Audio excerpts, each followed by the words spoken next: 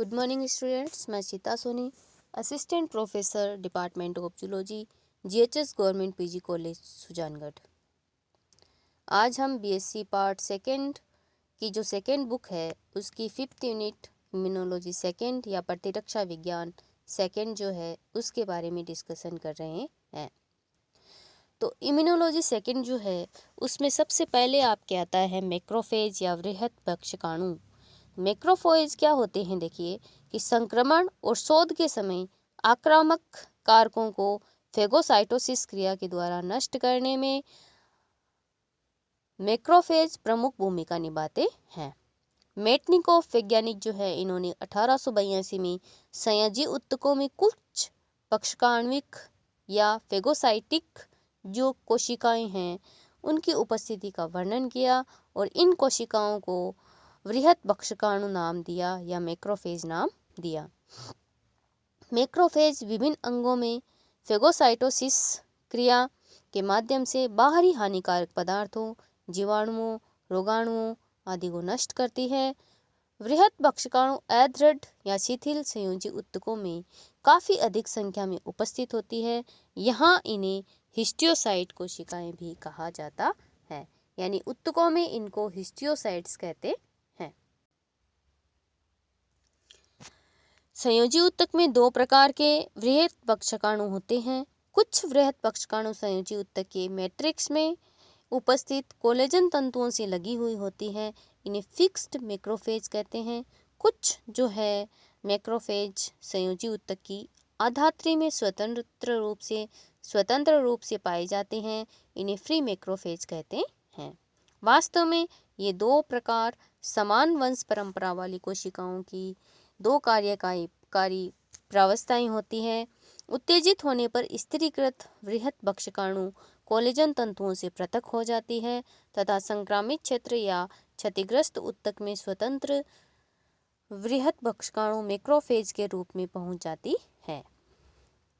Structure संरचना इसकी तो मैक्रोफेज जो है ये अनियमित आकार की कोशिकाएं होती है। इसमें छोटे छोटे प्रवर्त निकले रहते हैं। कभी कभी यह प्रवर्त लंबे और पतले भी होते हैं। सक्रिय या उत्तेजित होने पर ये वृहत भक्षकाणु अमीबीय गति प्रदर्शित करते हैं। उत्तेजित अवस्था में यह कोशिकाएं अधिक अनियमित आकार की हो जाती हैं क्योंकि इनमें सभी दिशाओं में स्यूडोपोडिया निकले होते हैं। स्यूडोपोडिया की सहायता से मैक्रोफेज चलन व भक्षकाणु क्रियाएं करती है। मैक्रोफेज परिमाण में 10 से 30 माइक्रोमीटर की होती है। इनका केंद्रक अंडाकार या दंतुरित छोटा एवं अधिक विषमवर्णी होता है। केंद्रिक सुस्पष्ट इस नहीं पाया जाता है, यानी न्यूक्लियोलस जो है वो इसके अंदर स्पष्ट नहीं होते हैं। कोशिका द्रव्य हल्का बेसोफिलिक होता है जिसमें छोटी छोटी वैक्यूल्स उपस्थित होती हैं। उत्तेजित अवस्था में मैक्रोफेज पदार्थों का भक्षकाण्विक अंतर्ग्रहण करती है। यह प्रकृति ही इन्हें फाइब्रोब्लास्ट से वृहत भक्षकाणु से विभेदित करती है, यानी इससे इनको अलग करती है। मैक्रोफेज की उपरोक्त प्रकृति को जीवित प्राणियों में कोलाइडी अभिरंजक जैसे ट्राइपिन, ब्लू आदि के अंतःक्षेपण के द्वारा दर्शाया जा सकता है। ऐसे प्राणियों के उत्तकों के काट का यदि हम अध्ययन करते हैं तो इनकी वृहत भक्षकाणु कोशिकाओं के कोशिका द्रव्य में धानियों या वैक्यूल्स के भीतर ट्राइपिन ब्लू जो है वो उपस्थित होता है।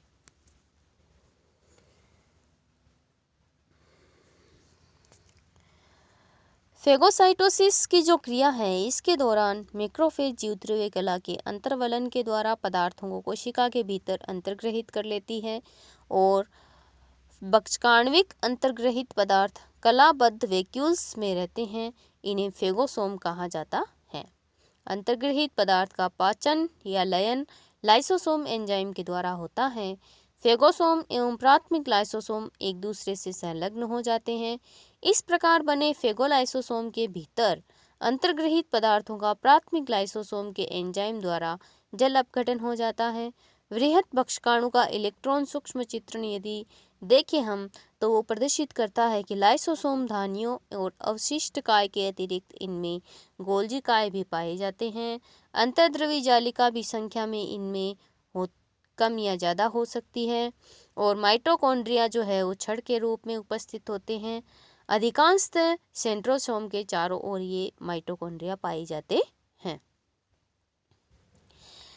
एनाटॉमिकल डिस्ट्रीब्यूशन ऑफ मैक्रोफेजेस के वृहद पक्षकाणु जो है वो शरीर में कहाँ कहाँ पाए जाते हैं, तो स्वतंत्र तथा स्थिर वृहद पक्षकाणु शरीर के विभिन्न अंगों में जीवाणु, विषाणु, उत्तकक्षयी उत्तकों और अन्य बाहरी हानिकारक कारकों को नष्ट करने हेतु व्यवस्थित रहती है।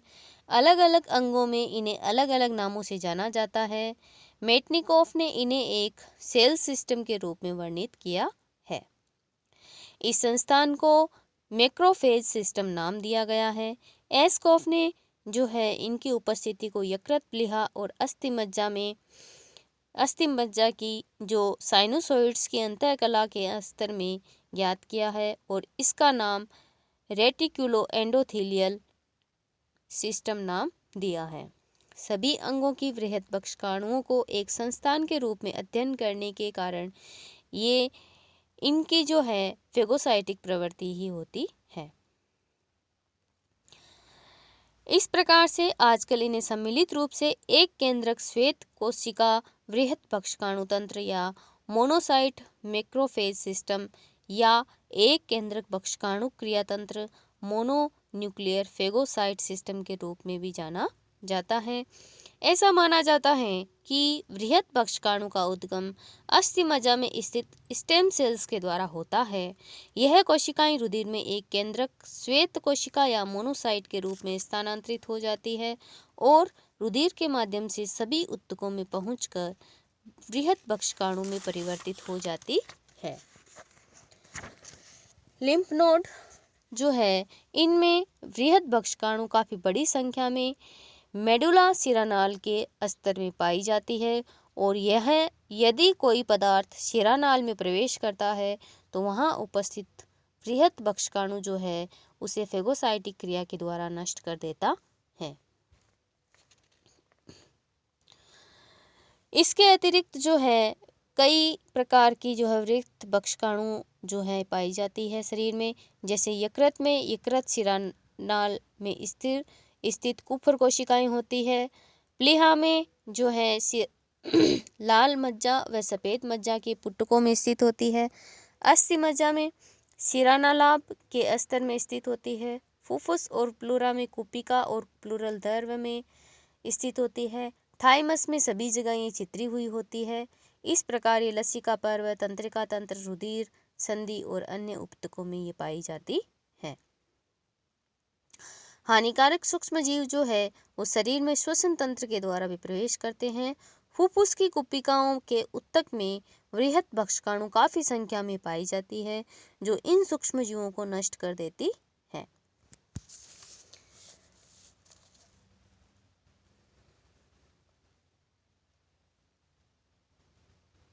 जीवाणु शरीर में जठर आंत्र मार्ग के द्वारा भी प्रवेश करते हैं। यह जीवाणु निर्वाहिका परिवहन द्वारा यकृत में पहुंचते हैं। यहाँ साइनोसॉइड्स के स्तर में उपस्थित कुपर कोशिकाएं फेगोसाइटोसिस द्वारा इन्हें नष्ट कर देती है। यह एक ऐसा तंत्र होता है जिसके द्वारा एक भी जीवाणु निर्वाहिका परिवहन द्वारा दैहिक परिवहन में नहीं पहुंच पाता। फिर भी अगर आक्रामक सूक्ष्मजीव शरीर के सामान्य परिवहन में पहुंच जाते हैं तो उत्तकों, प्लीहा और अस्थि मज्जा में स्थित फेगोसाइट्स जो है इन्हें नष्ट कर देते हैं। इस प्रकार से जो है ये हमारे शरीर में फेगोसाइट्स जो है मैक्रोफेज जो है वो पाए जाते हैं। नेक्स्ट आपके इसके अंदर आता है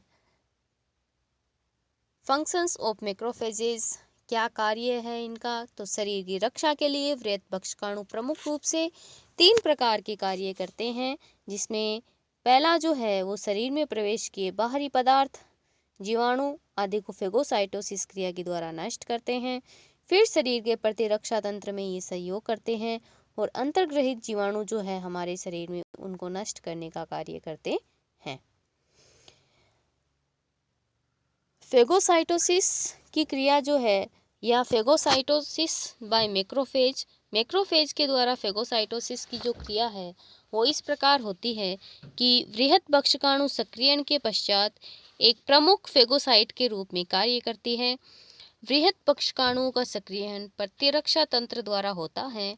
सक्रिय या उद्दीप्त वृहद बक्षकाणु उत्तकीय ऊतकों, सूक्ष्मजीवों, ट्यूमर कोशिकाओं, अकार्बनिक यौगिक, मलेरिया परजीवी इनकी बक्षकाणु क्रिया द्वारा अंतर्ग्रहित करने में सक्षम होते हैं। अंतर्ग्रहित पदार्थों का लाइसोसोमल एंजाइम के द्वारा जलीय अपघटन कर दिया जाता है और अंतर्ग्रहित पदार्थ कलाबद्ध आशय में रहते हैं। इन्हें फेगोसोम कहा जाता है। प्राथमिक लाइसोसोम इस फेगोसोम के साथ में संयुक्त हो जाते हैं और लाइसोसोम और फेगोसोम के संयुक्त होने के पश्चात इसे फेगोलाइसोसोम कहा जाता है। फेगोलाइसोसोम में अंतर्ग्रहित पदार्थों का एंजाइम की सहायता से पाचन हो जाता है और लाइसोसोम के एंजाइम में प्रोटीजेज के अतिरिक्त लाइपेज एंजाइम भी होते हैं जो कुछ जीवाणुओं की मोटी वसा की परत का पाचन करने में सहायक होते हैं। इस प्रकार से यह फेगोसाइटोसिस की क्रिया जो है हमारे शरीर में पाई जाती है।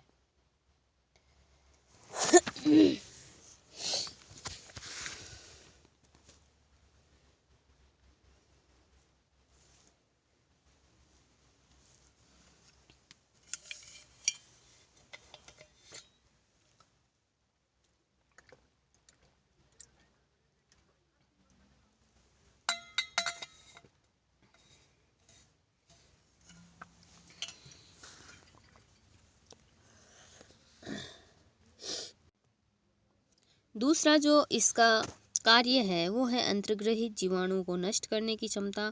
तो अंतर्ग्रहित जीवाणुओं के एंजाइम द्वारा पाचन करने की क्षमता के अतिरिक्त मैक्रोफेज में कुछ जीवाणुनाशी या बैक्टीरिसीडल कारक उपस्थित होते हैं जो जीवाणुओं को नष्ट करने में सहायक होते हैं। इन कारकों का महत्व इसलिए भी बढ़ जाता है क्योंकि कुछ जीवाणुओं के ऊपर सुरक्षात्मक आवरण होता है जो पाचक एंजाइम के द्वारा नष्ट नहीं किया जा सकता है। जीवाणुओं को ऑक्सीकारक कारकों के द्वारा भी नष्ट किया जाता है। सुपर ऑक्साइड, हाइड्रोजन परऑक्साइड एवं हाइड्रोक्सी आयन जीवाणुओं को नष्ट करने में सहायक होते हैं। माइलोपरऑक्सीडेज नामक लाइसोसोम एंजाइम हाइड्रोजन परऑक्साइड एवं क्लोराइड आयनों के मध्य की प्रतिक्रिया को उत्प्रेरित करता है जिसके परिणाम स्वरूप हाइपोक्लोराइट बनता है जो एक प्रकार का जीवाणुनाशी कारक होता है। इस प्रकार से इनके अंदर इंजेस्टेड जो बैक्टीरिया हैं उनको किल करने की या नष्ट करने की क्षमता पाई जाती है। तीसरा जो इसका कार्य है वो है प्रतिरक्षा तंत्र में वृहद बक्षकाणु की भूमिका, role of macrophage in immunity. तो प्रतिरक्षा प्रतिक्रियाओं में वृहद बक्षकाणु बी लिम्फोसाइट एवं टी लिम्फोसाइट की निरंतर अन्योन्य क्रियाएं होती रहती है। आक्रमण कर रहे सूक्ष्म जीवों को वृहद बक्षकाणु अंतर्ग्रहित कर लेती है तथा इन्हें अर्धपाचन के पश्चात प्रतिरक्षाजनक उत्पाद वृहद बक्षकाणु के साइटोसोल में छोड़ दिए जाते हैं। इन प्रतिरक्षाजनक पदार्थों को अब यह वृहद बक्षकाणु लिम्फोसाइट को स्थानांतरित कर देते हैं। इस प्रकार लिम्फोसाइट सक्रिय हो जाता है। वृहद बक्षकाणु कुछ ऐसे पदार्थ भी स्रावित करती हैं जो लिम्फोसाइट की वृद्धि एवं सक्रियण में सहायक होते हैं।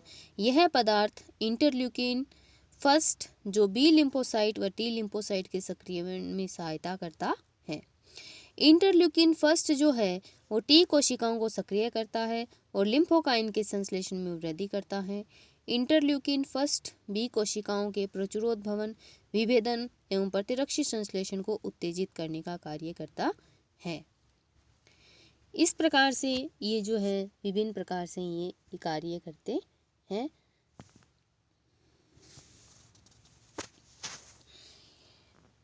नेक्स्ट जो इसमें आपके आता है वो है वृहद बक्षकाणु के द्वारा स्रावित उत्पाद कौन कौन से होते हैं। तो इनमें सर्वप्रथम है आपके एंजाइम्स। तो इनमें एंजाइम्स जो है वो निम्न पाए जाते हैं। पहला जो एंजाइम है वो है न्यूट्रल प्रोटीजेज, इलास्टेजेज, कोलेजिनेज, प्लाज्मोनोजन सक्रिय कारक और एसिड हाइड्रोलेसेज, फास्फेटेज और लाइपेज एंजाइम इसमें उपस्थित होती हैं। प्लाज्मा प्रोटीन जो है इसमें कॉम्प्लीमेंट कंपोनेंट के रूप में प्रेजेंट होती है, जो C1 to C5 तक पाई जाती है, और कोगुलेशन फैक्टर जो है इसमें 5 और 7 उपस्थित होते हैं। एराकिडोनिक एसिड मेटाबोलाइट इसमें प्रेजेंट होता है। ऑक्सीकारी कारक भी प्रेजेंट होता है। इंटरल्यूकिन और ग्रोथ फैक्टर इसमें प्रेजेंट होते हैं, जो कि वृहद बक्षकाणु के स्रावी उत्पाद होते हैं। Okay students, thank you, have a nice day.